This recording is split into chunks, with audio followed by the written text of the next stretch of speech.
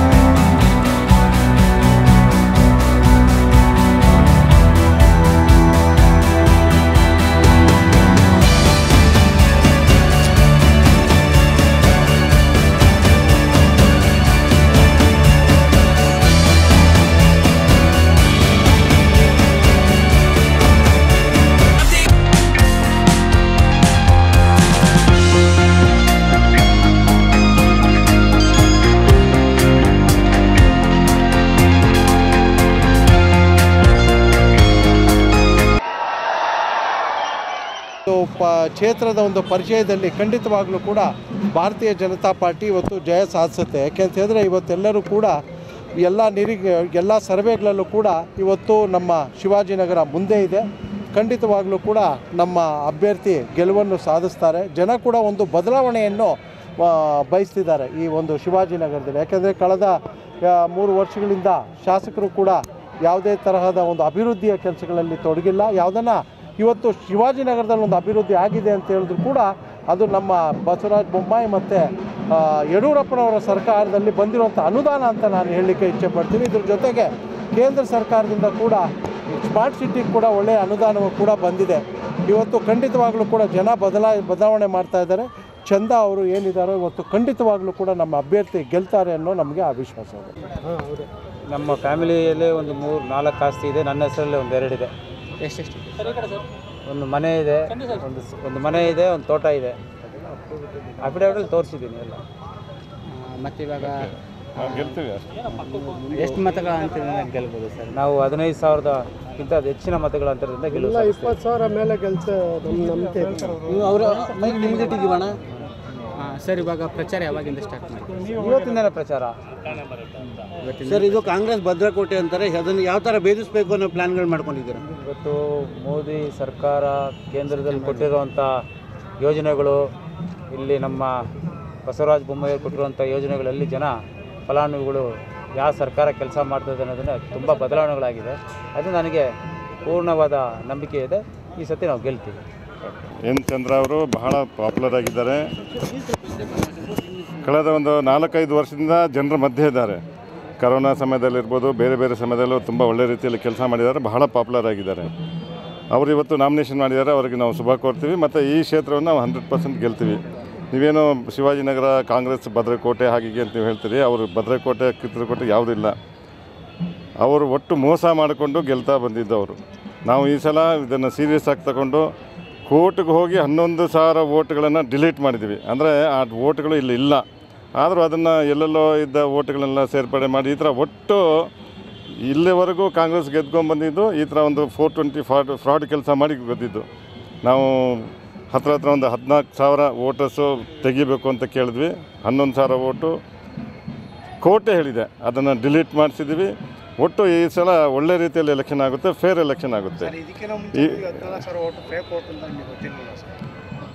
ಗೊತ್ತಾಗಿದ್ದಕ್ಕೆ ನಾವು ಕೋರ್ಟಿಗೆ ಹೋಗಿದ್ವಿ.